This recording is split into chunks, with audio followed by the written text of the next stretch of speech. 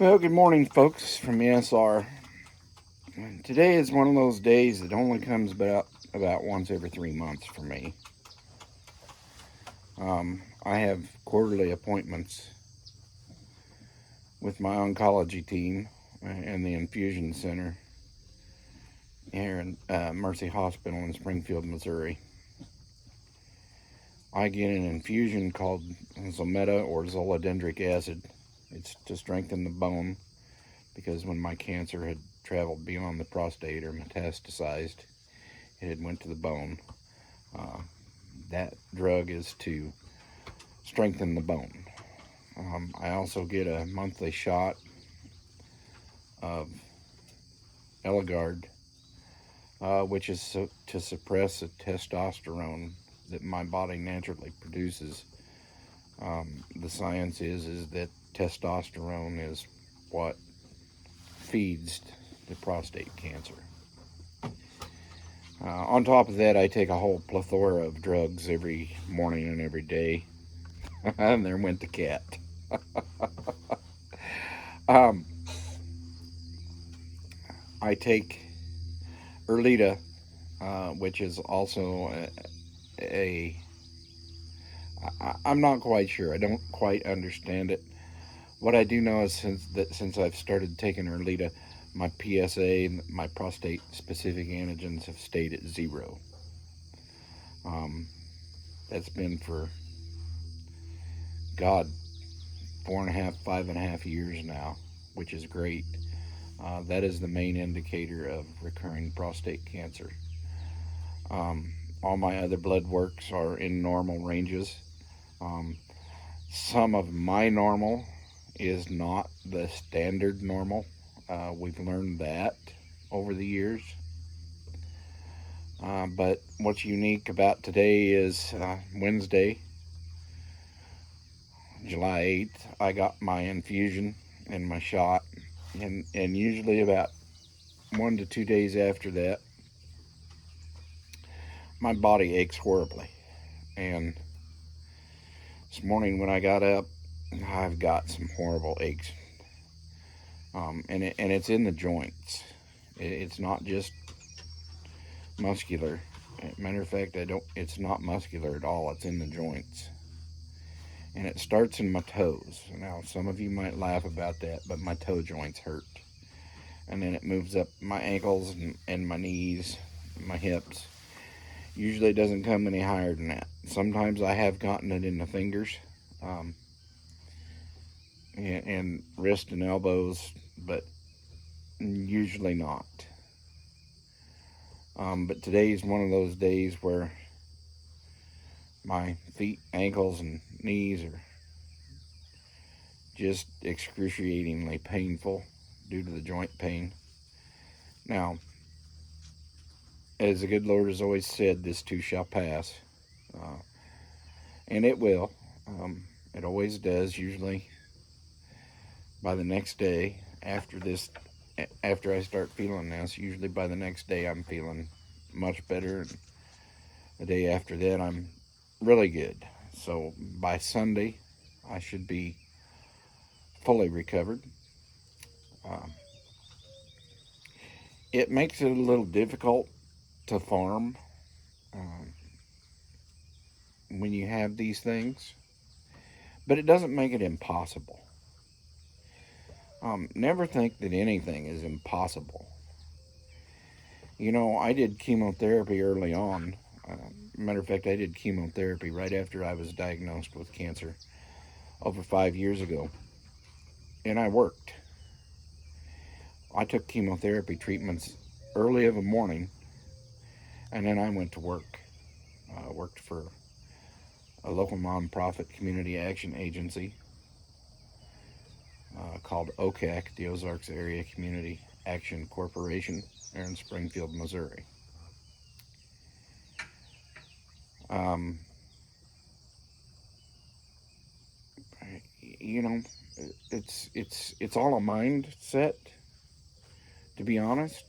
In my opinion, um, if you've got cancer or some other horrible disease and you think that this is the end, well, then it probably is for you.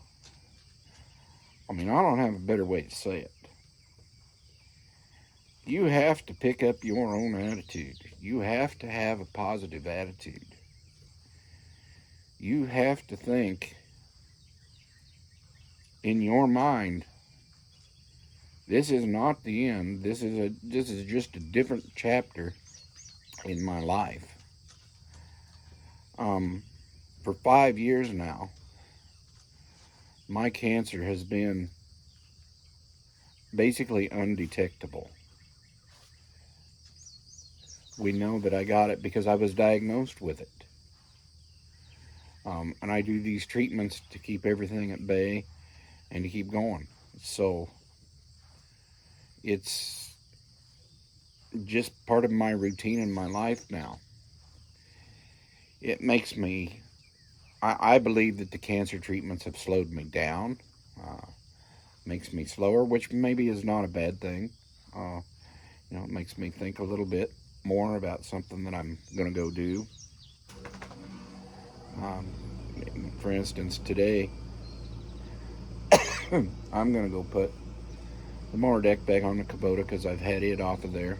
I've been using it and that mini excavator to work on the ditches along the driveway. We still got to go up and check the cows and drive up there, top off their water tank, and give the girls and Frank some treats. They enjoy that. They enjoy seeing us in the mornings. And so we're going to go do that. And then we go, we kind of look over and check out the goats. But farming with prostate cancer is not only possible, but it's a realistic expectation that you can do anything you want to do and still have what we all consider a deadly disease.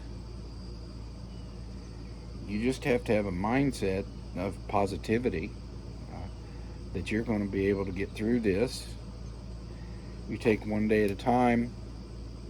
That's another reason that my days are never planned ahead of time. So that's why it makes it difficult to plan content to put on YouTube, because what I plan to do tomorrow may completely change when I get up tomorrow morning based on what my body's feeling like. For instance, I know one day a week I need to work in the garden, tackle weeds, harvest anything needs to be harvested. The heat has played a major role in how I've been doing that. I've had to do it early mornings, so I've had to have several mornings out there up until we got this heat wave Mondays. I spent Monday morning till lunchtime out working in the garden and got everything took care of. I can't do that with the heat now.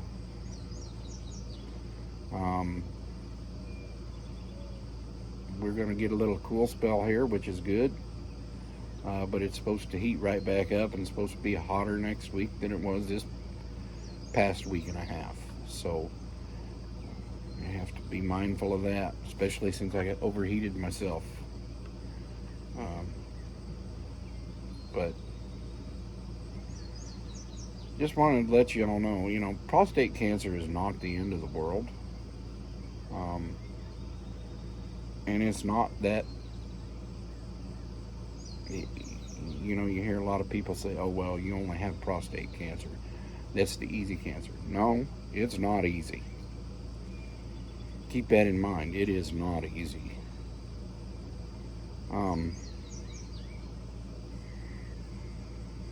It's every bit as difficult as any other type of cancer. And for some people, by the time they have detected it, it has spread so far that it is untreatable. But for most people, it doesn't get that far. And there are many treatments out there today for it, and there's many treatments coming online. So we're hoping, we're hoping, like all other cancers, that there's a cure coming. And there's a realistic expectation that I may actually see a cure for cancer in my lifetime. Uh, some of the stuff out there is just beyond amazing. And you don't really pay attention to it unless you have cancer of any kind. Uh, the only thing I can tell you, folks, if you're a male, and I recommend in your 40s, start getting screened. Um, prostate cancer. You know, I know that's been a stigma for years for folks, but get screened, catch it early. If you can catch that stuff early enough, there's not much that they can't do to cure you, really. Yes, you will always have to be monitored to make sure it doesn't come back, because there's always a possibility it'll come back. And prostate cancer can come back in another part of your body. I didn't understand that before either. So, for instance, the prostate cancer could come back in my lymph nodes, or in my lungs, or in my other internal organs. But it wouldn't necessarily be lung cancer or liver cancer or, you know, any other kind of cancer. Once they detected it, they would test the cells and determine that, hey, this is the same kind of cancer that started in your prostate, so it's prostate cancer. There are some things I don't understand. I have a good medical team. They explain everything to me that I ask questions about. My doctor is part of the reason I was able to get this farm. We asked her, my wife and I both sit down and asked her if this was a crazy idea. She said no. And I think that's where my positivity started. I honestly thought that, if she'd have said, no, you can't do that, my spirits would have been so dashed that I wouldn't be here today. I would have been one of those people that didn't think positive during the treatments, that didn't think positive during all the testing, and the lack of positive thinking would have let the cancer take me.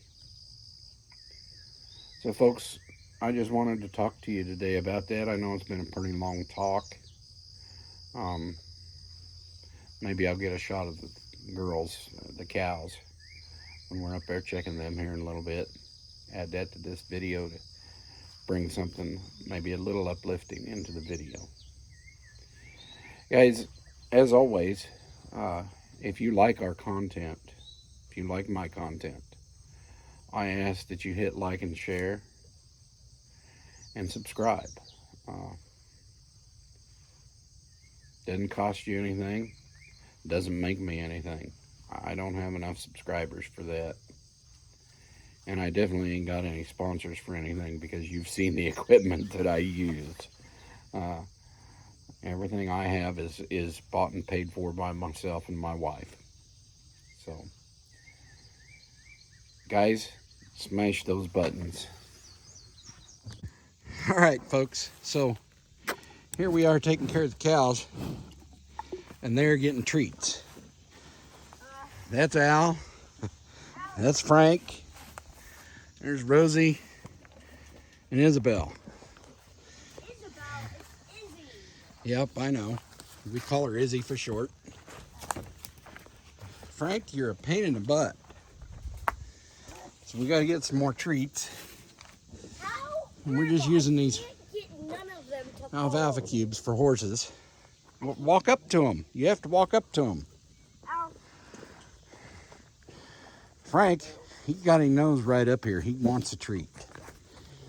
Here, I'll give you one to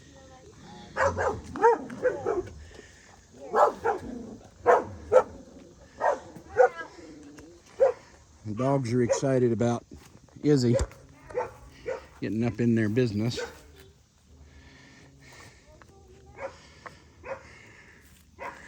Rosie needs brush something terrible, and she doesn't want to let us brush her.